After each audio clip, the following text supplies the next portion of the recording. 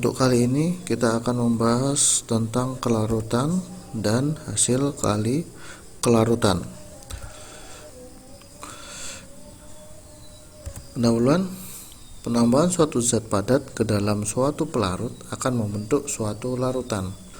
Kemudian, jika penambahan zat padat dilakukan secara terus-menerus, yang terjadi adalah kita akan mendapati zat padat tersebut tidak dapat larut lagi ke dalam pelarut. Kita pahami beberapa fenomena berikut ini.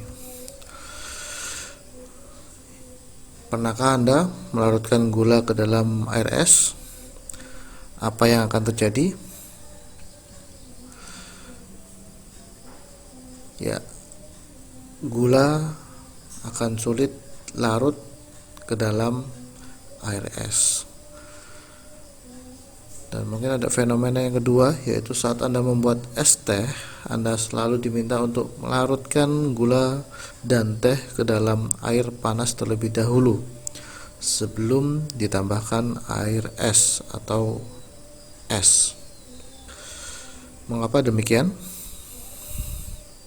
Ya, karena dengan melarutkan gula dan teh dalam air panas akan lebih cepat dan lebih mudah dibandingkan dengan menggunakan air es terlebih dahulu. Ya, untuk pertemuan kali ini kita akan membahas dan mengungkap bagaimana kita mempelajari fenomena tersebut dari sisi pandang ilmu kimia. Ya, di sini ada 3 percobaan. Yang pertama ada air. Ini volumenya sama, kita anggap 100 ml di suhu yang sama. Percobaan 1 menggunakan 1 sendok garam.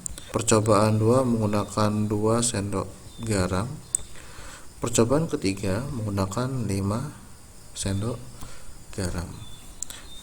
Nah, kemudian kita masukkan semua garam tersebut ke dalam larutan sehingga didapati hasilnya seperti ini. Apakah perbedaan dari percobaan 1, 2, dan 3? Nah, kita akan bahas itu secara detail dalam video kali ini. Di sini pembahasan untuk hasil percobaan pertama, percobaan yang ini, yaitu 1 sendok garam dimasukkan ke dalam 100 ml air atau pelarut. Percobaan 1 memiliki tingkat kekentalan yang paling kecil, artian dia secara konsentrasinya adalah paling encer sehingga warnanya agak lebih bening dibandingkan kedua percobaan sebelumnya. Larutan ini disebut dengan larutan tak jenuh, artian bahwa larutan yang memiliki konsentrasi di bawah kelarutannya di dalam pelarut. Ya, jadi larutan tak jenuh adalah suatu larutan yang memiliki konsentrasi di bawah kelarutannya di dalam pelarut. Ya. Kemudian larutan tak jenuh ini belum mencapai keadaan kesetimbangan dinamis dalam larutan. Kita lihat ke pembahasan hasil percobaan kedua. Untuk pembahasan hasil percobaan kedua memiliki tingkat kekentalan lebih besar dibandingkan percobaan yang pertama atau 1, namun lebih rendah dibandingkan percobaan ketiga. Jadi percobaan kedua ini lebih kental dibandingkan percobaan 1, namun lebih encer dibandingkan percobaan ketiga. Nah, percobaan kedua ini dinamakan dengan larutan jenuh. Apakah itu larutan jenuh? Larutan jenuh adalah larutan yang memiliki konsentrasi sama dengan kelarutannya di dalam pelarut. Nih, ada zat padat terlarut dan zat terlarut di dalam larutan. Nah, larutan jenuh ini tepat mencapai keadaan kesetimbangan dinamis dalam larutan, yaitu zat padat melarut dan menuju ke larutan, zat padat melarut menuju ke larutan sebagai zat terlarut. Tetapi zat terlarut lain keluar dari larutan membentuk zat padat dengan kecepatan yang sama. Jadi zat terlarut berubah menjadi zat padat terlarut berubah menjadi zat terlarut dalam larutan. Zat terlarut keluar membentuk zat padat lagi di dalam larutan tersebut dengan kecepatan yang sama.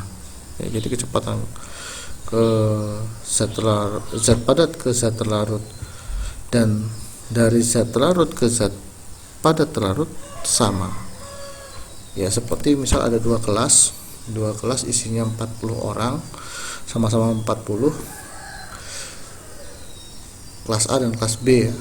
Kelas A berpindah ke kelas B 1 orang per menit, kemudian kelas B ke A 1 orang per menit, dan itu terjadi secara terus menerus sehingga jumlah orang dalam kelas tersebut akan sama, baik kelas A maupun kelas B. Nah, ini yang dimaksud dengan kesetimbangan dinamis. Nah, larutan jenuh ini dicirikan dengan konsentrasi yang tinggi namun belum terbentuk endapan.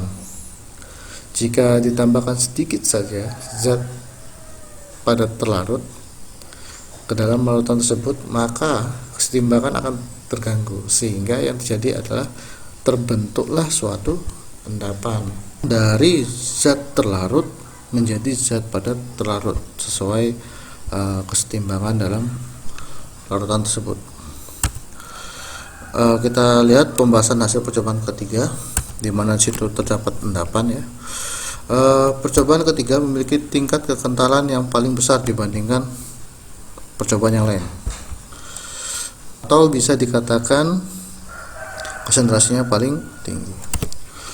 Nah, larutan ini disebut larutan lewat jenuh. Apakah itu larutan lewat jenuh?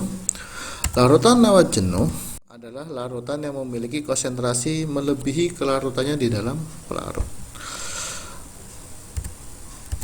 Kemudian, larutan lewat jenuh dicirikan dengan terbentuknya endapan zat terlarut atau zat padat yang hendak dilarutkan tetapi tidak dapat dilarutkan ke dalam larutan.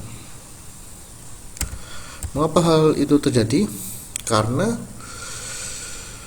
pada larutan lewat jenuh ini telah melewati suatu kesetimbangan dinamis, yaitu zat padat melarut menuju ke larutan, tapi zat terlarut lain keluar dari larutan dan membentuk zat padat dengan kecepatan yang sama.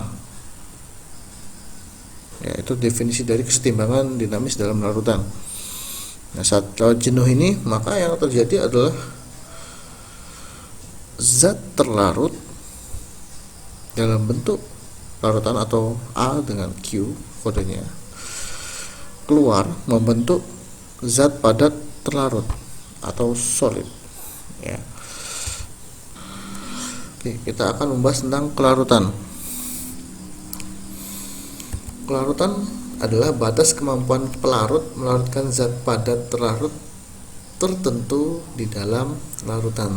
Artian kelarutan adalah batas kemampuan pelarut untuk melarutkan zat tersebut yang akan kita larutkan ke dalam pelarut. Artian misal garam kita masukkan, garam itu kan garam padat, kita masukkan ke dalam pelarut, artian air.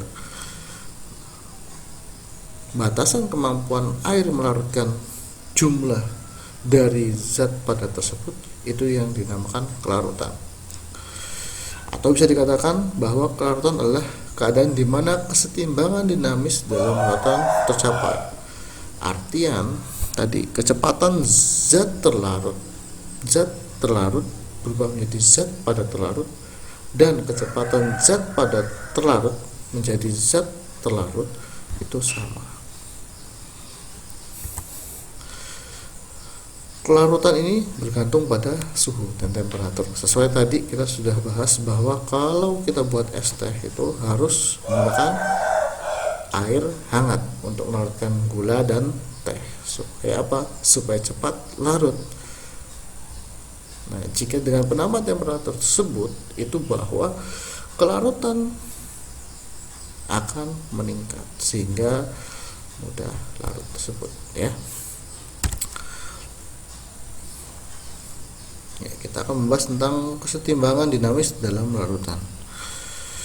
Misalkan kita mendapati senyawa AgCl, garam AgCl dilarutkan ke dalam air, maka yang akan terjadi adalah kesetimbangan AgCl dalam bentuk padatan, ya, berubah menjadi Ag+, ion Ag+, dan Cl- dalam larutan. Pada kesetimbangan tersebut dapat tuliskan tetapan kesetimbangannya adalah K Ag+,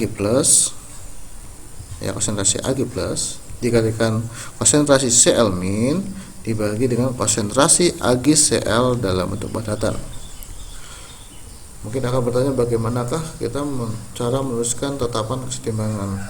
Tetapan kesetimbangan adalah dilambangkan dengan K, kemudian zat sebelah kanan, ya, konsentrasi zat sebelah kanan dipangkatkan koefisiennya masing-masing, dikalikan, ya, dibagi dengan konsentrasi dari zat sebelum reaksi.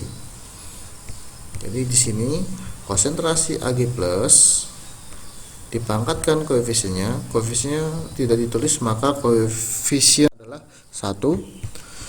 Kemudian di sini dikalikan dengan konsentrasi Cl- dipangkatkan koefisiennya, yaitu koefisiennya adalah 1 sehingga tidak ditulis, dibagi dengan pereaksinya, yaitu AgCl dalam bentuk padatan. Nih, cara menentukan atau menulis tetapan kesetimbangan reaksi, ya.